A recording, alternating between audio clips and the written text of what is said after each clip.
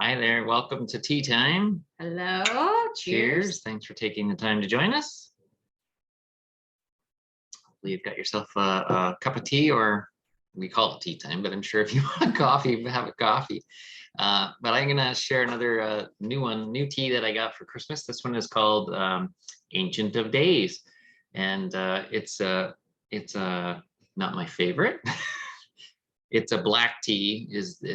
Well, it seems very strong in black tea, which I'm not a huge fan of. But anyway, the ingredients are licorice root, Assam black tea, Shisandra, Ethro, and star anise. It is Canada made, or it is harvested and made from Ontario, which is fantastic. Can we just show the whole thing? There you go. Sorry. So I did get that for him. Anyway, we like to try new teas. So no, I'm not. It's just. I think if you liked black tea, you'd probably like it. Okay. Can you taste the star anise in it? No. No, you just taste black tea. I taste the black tea. Now it is a loose leaf tea, so maybe some of the other stuff has settled down. Maybe I should shake it up and mix it up, because I feel like there was mostly black tea. That what I was scooping out. I did anyway. That one's all right. Not my top of my list, but it's okay. What have you got? I'm having a roasted dandelion root tea from Traditional Medicinals. This one's really good. Roasted dandelion root is sometimes people, if they're coming off of coffee, they'll use roasted dandelion root because it has a very deep, rich flavor and has that bitter taste that that coffee has. So yeah, I'm having that. Not that I'm going off of coffee, but I just felt like having it. And then dandelion root also is really good for your liver. So just giving my liver a little bit of extra love this morning with some dandelion root. And we're out, so we need more. Let's put that on the grocery list. Yes. Okay. See if we can find more. So what else has been going on with you this past week? Some workouts, still doing more strength training rather than yoga at the moment, and lots of snow shoveling. Yes. And trucking through the snow. We still get our daily walks, but yeah, with the snowfall, there's easily a foot, and if it's drifted through the fields, we went this morning with boots and poles to walk through the fields, but yeah, just to cut new path is cumbersome, is effort. So there's a bit of a workout too. So with that, and our online on-demand classes, we had some great success with the essentials beginner workouts.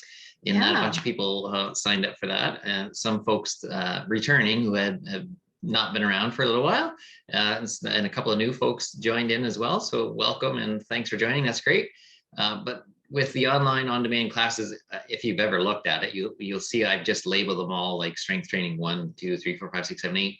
I'm going to take my time and go through and start that today and start labeling them as, for example, strength of total body, or focuses on push-ups or lunges or whatever, and then just have the number at the end. So those of you who are still currently using them, you can still go and look for the number at the end and go, oh, I really love workout number 3.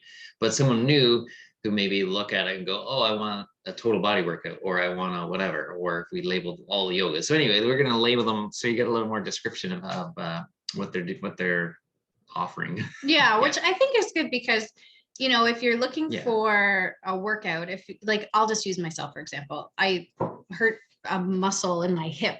And so I was looking for exercises that I could do, like what is the class I can do that's going to help stretch my hip. And so it would be nice if in the title it just said, this is really good for opening up your hips, instead of having to go through all the description. So anyway, we're getting there. We're learning the ropes. Still learning, absolutely. Trying to make it suit everybody. Yeah. So what else have you been up to? I saw new bread there yesterday. Yes.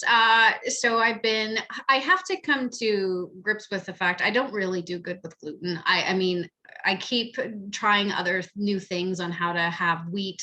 I can have it once in a while, but to have it every day is just not, I don't know if it's the gluten or if it's just the wheat. I'm not sure. We're using really good, high quality, like organic, unbleached flour, but still it doesn't do my body good to have it all the time. And sourdough is really good. So I'm trying to incorporate some other grains in. I was going to give bread up, but I thought I'm just going to try this recipe. So it's rye flour and oat flour, so half and half. So rye flour does contain gluten, but rye is more of an ancient grain, and so it doesn't seem to affect people as much. And then as you do the fermenting process, the gluten tends to break down a little bit, so it doesn't bother you as much. And then oat does have a protein in it that is similar to gluten, but the oats don't really seem to affect me at all. So I'm putting 50-50 together.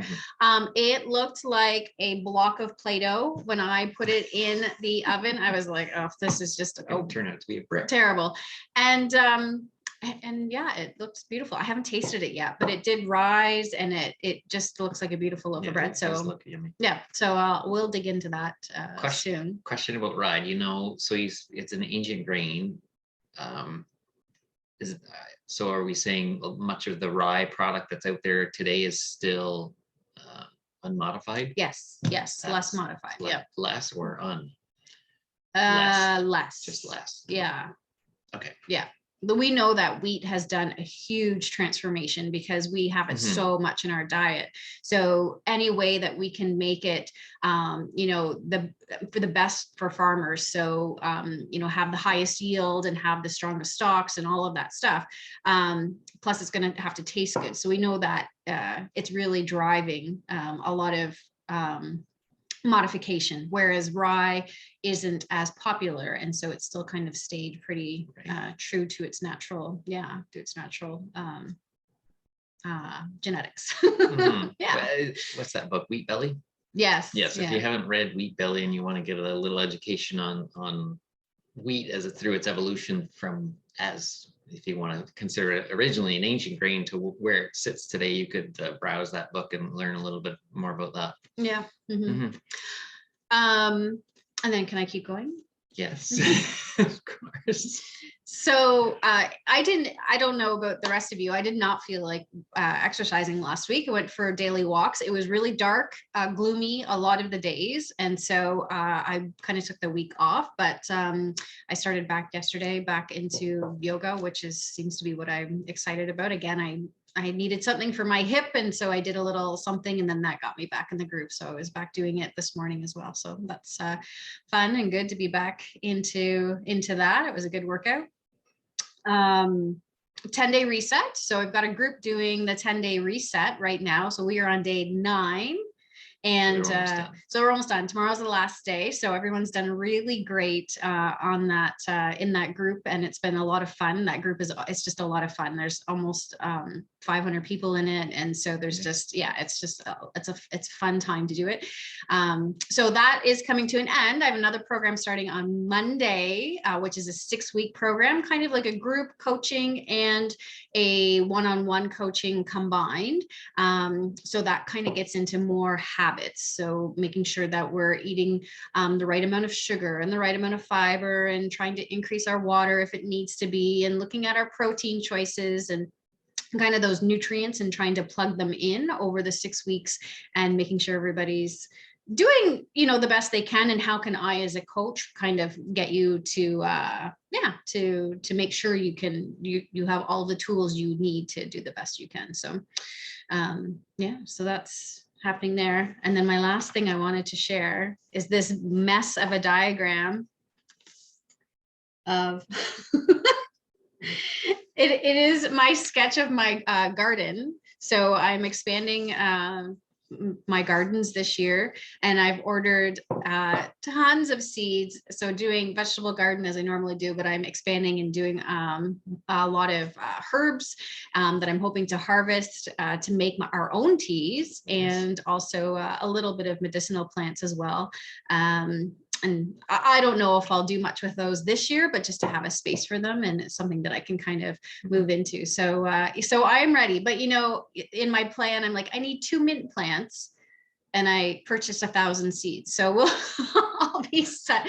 And it's just how they're sold. That's how they're sold, and it's a perennial, so it'll come up every year. So anyway, we'll see what happens with all those seeds. So you might get someone out there might get a gift of mint seeds. Yeah, or a mint plant that maybe you want to plant in your garden. So yeah. So anyway, that is that's everything that's going on this past week and what I've been happy about.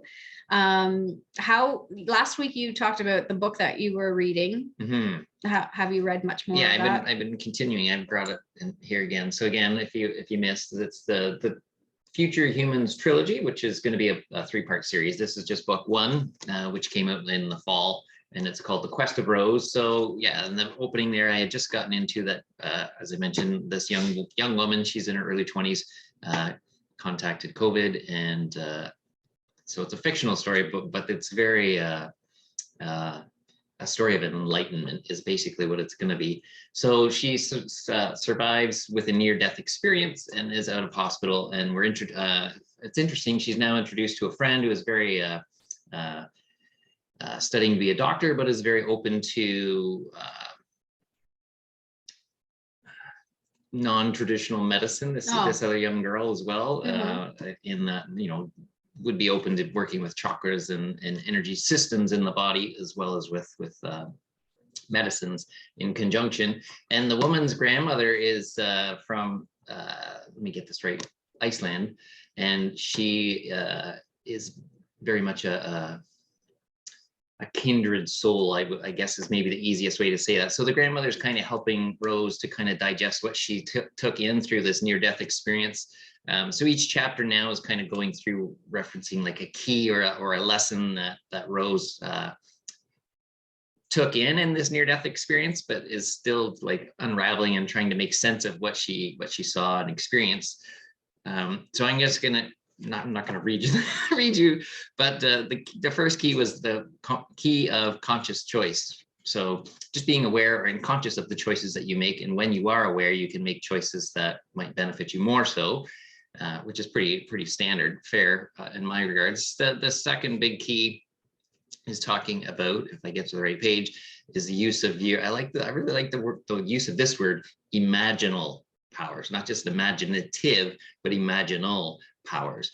And so the grandmother's just helping her to understand how you can, it's like manifesting. Have you ever watched like the book, The Secret, or the documentary, The Secret? They're going into some of that aspect of using your imaginal powers to foresee the future in a different way or a more positive way, and not just thinking about it, but envisioning it, seeing it, getting your emotions in play with it as well, making it far more potential for those things to actually come about. So it's interesting. So she's just early on getting in. So I'll update you more along the way. I did look up the title for the next book, which is I think in the spring, when book 2 will be coming. It's something about the avatars of the earth, or I've forgotten now, but it does have the word avatars. Anyway, it's interesting. It's neat.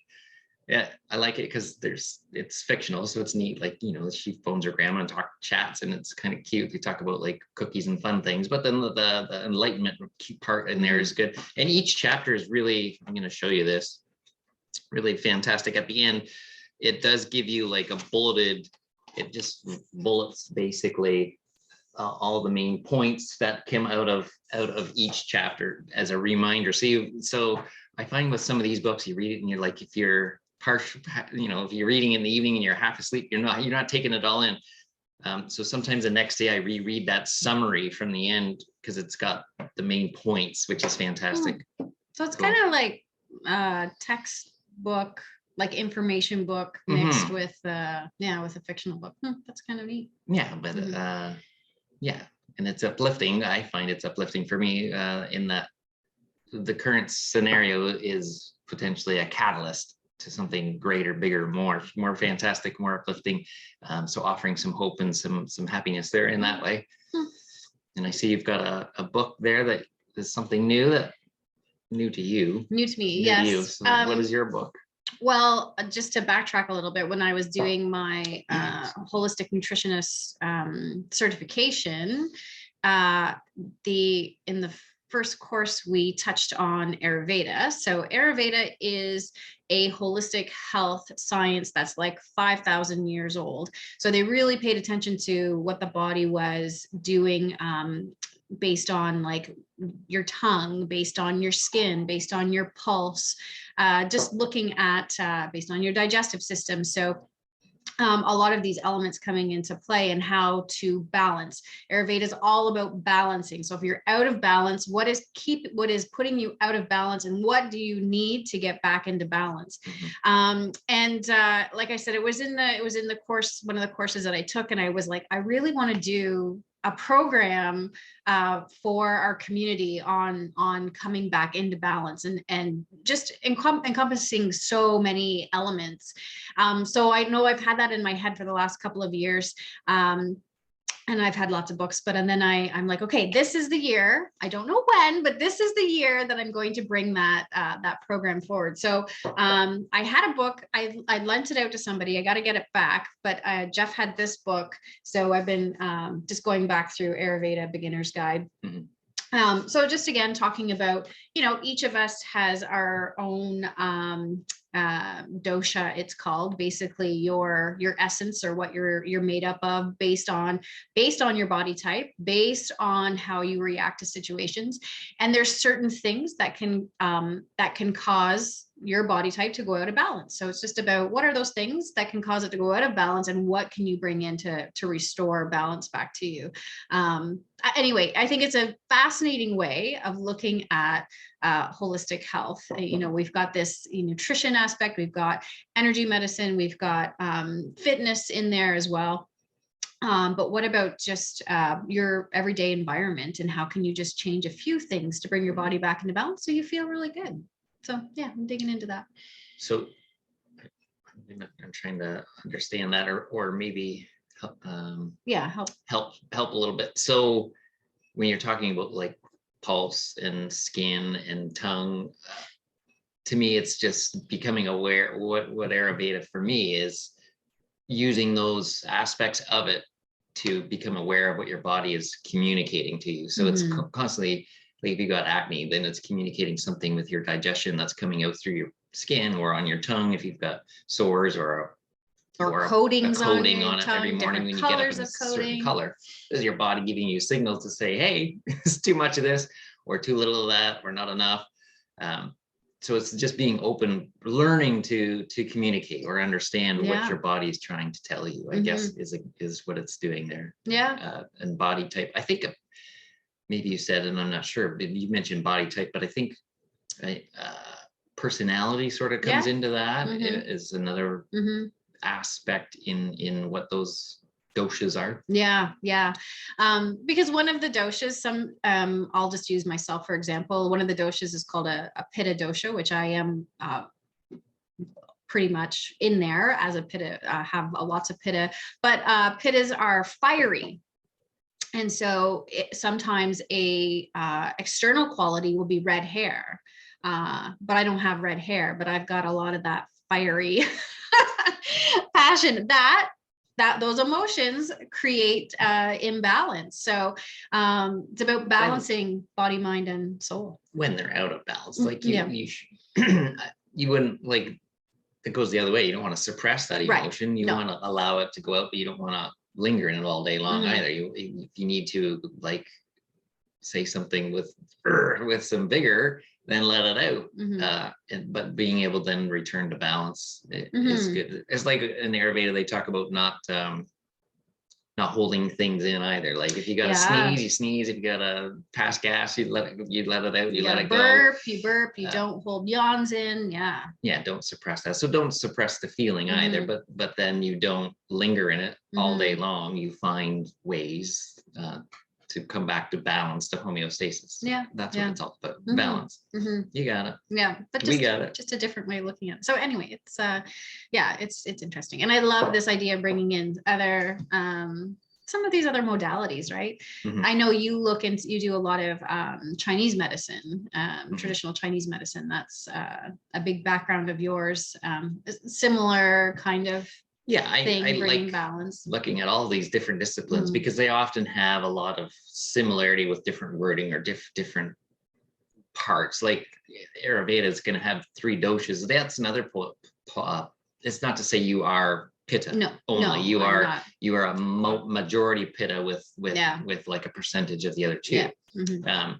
But if you go with traditional Chinese medicine, you can think of 5 elements in their system, which would base around different personality types too. So there's commonality amongst many of them.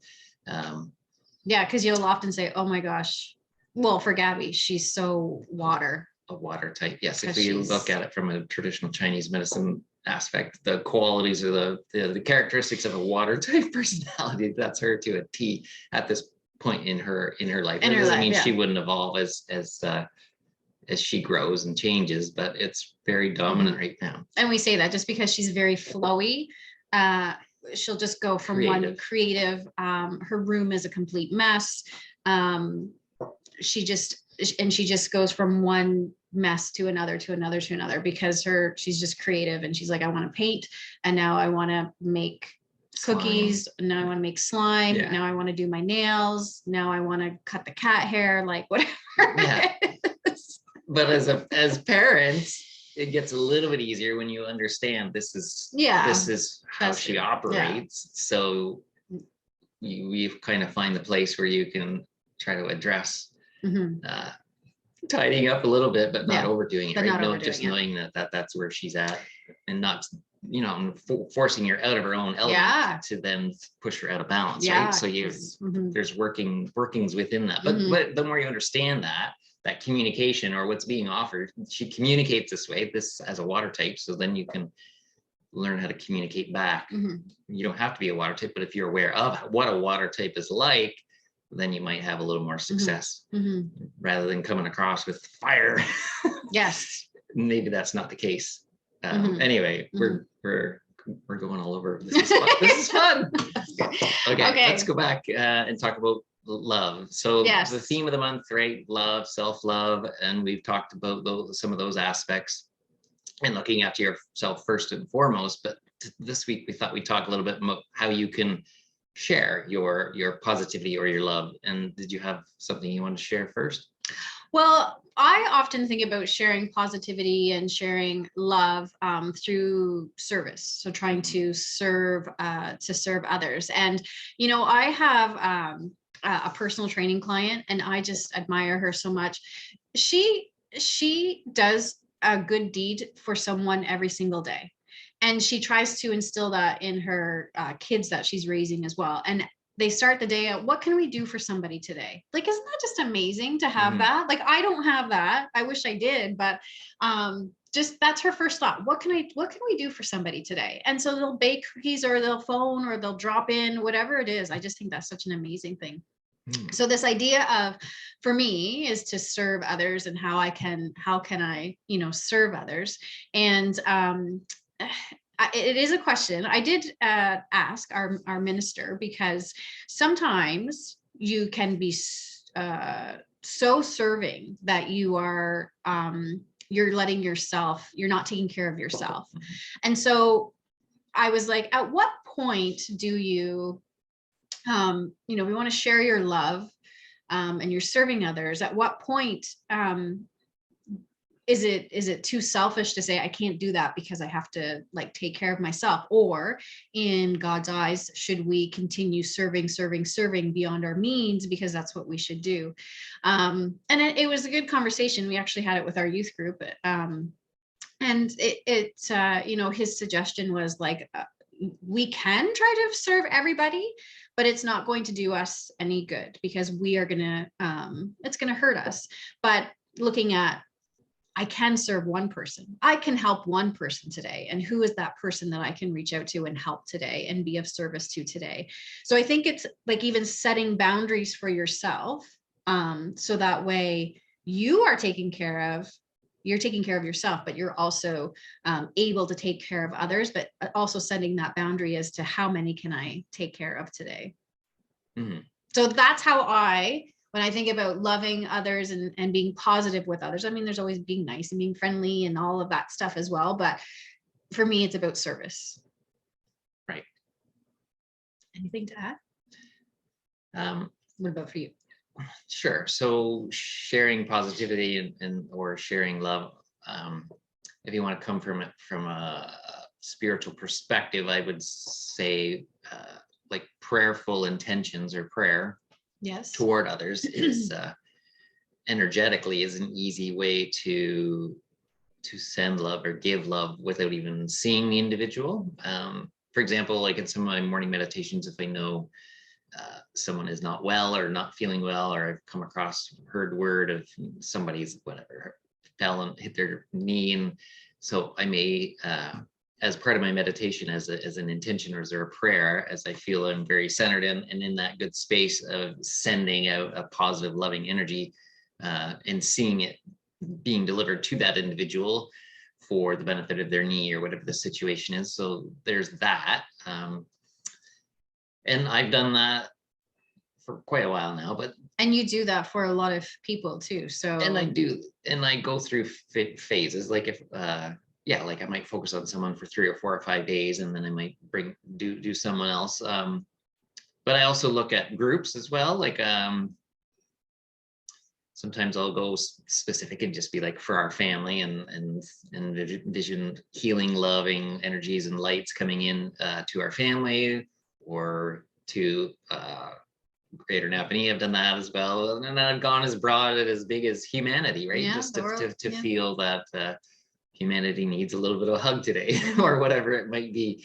But if you're putting that loving intention out that way through like a non-interactive thing, you're gaining yourself. But that sense of providing or giving or sharing, even though you're not in person, nourishes. I feel that nourishes your own soul as well.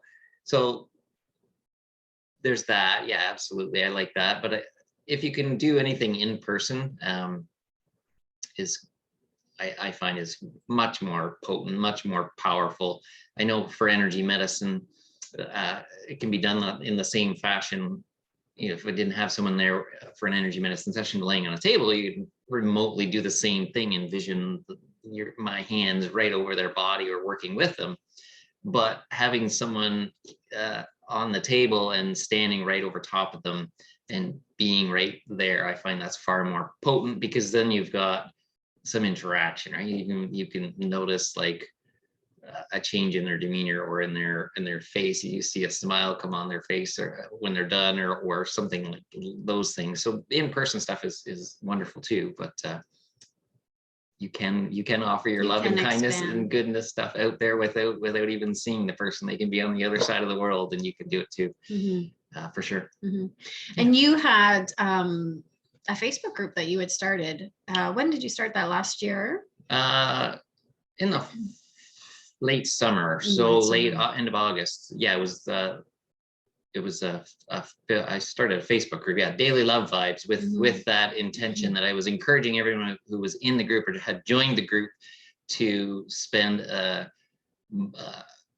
up to, or maybe not up to, the other way around, as a minimum of 2 to 3 minutes of sending out positive vibes most days of the week. I didn't even say like do it every day, just whatever was convenient most days of the week.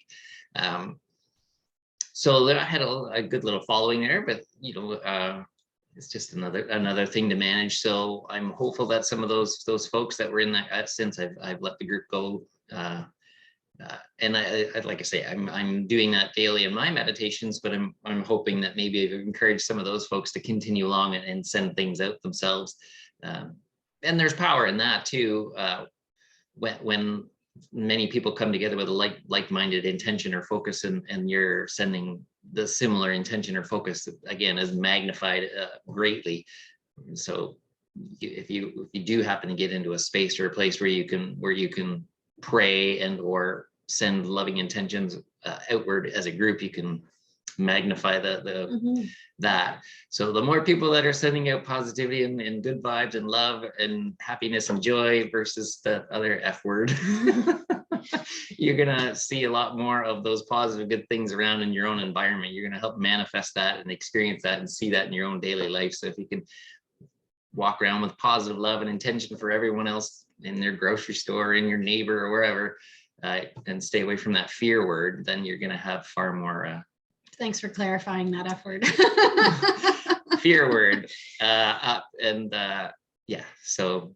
And I think I think we do this in our community anyway, especially if we belong to, a church or a group, we're always praying. I know that we're on a prayer chain list so that if somebody in our community needs prayers, then we pray for them, and we collectively try to send some positive vibes out there for them for sure, and pray for them. So well, I'm gonna throw this out there just on a whim. If you want to add in the comments, or you want to message us and you're looking for a little love sent your way, just send it in. Just say, hey, who doesn't need a little love? if you want a little bit more, send us a message, and I'll add you on my list for a few days anyway, and we'll give you a little boost. So there you go. Anything else you want to add? I don't think so. No. I think it's hard. I think our stressors are really high right now. Sometimes it's hard to stay positive and it's hard to stay loving, especially when you're out in an environment. Sometimes I know for myself, I try to exude that. I know you do as well. Try to exude this bubble of being positive and being loving. Sometimes it has to be a bubble, right? And you have to kind of envision that even if there's some negativity out there, it's still not going to penetrate your bubble. You gotta put that bubble, that positive bubble around you, and try not to let that negativity in, and just kind of envision it bouncing right off and going the other way, and still having a smile on your face, and even with your eyes, like just showing compassion and love with your eyes. Or your tone of voice if you're out and about and you're mingling or mixing with people, speaking in a nice positive way, like, hi, how are you today, or thanks for whatever they did for you. It might be a good thing for sure. I think I talked about that, like a cell membrane in your auric field, the energy field around your body. Did I talk about that in a previous one? I don't think so. Okay, so think of what Tricia's saying. If we expand on her analogy, if you've got this bubble around you, if you think of like the cells within your body, do they let in like junk?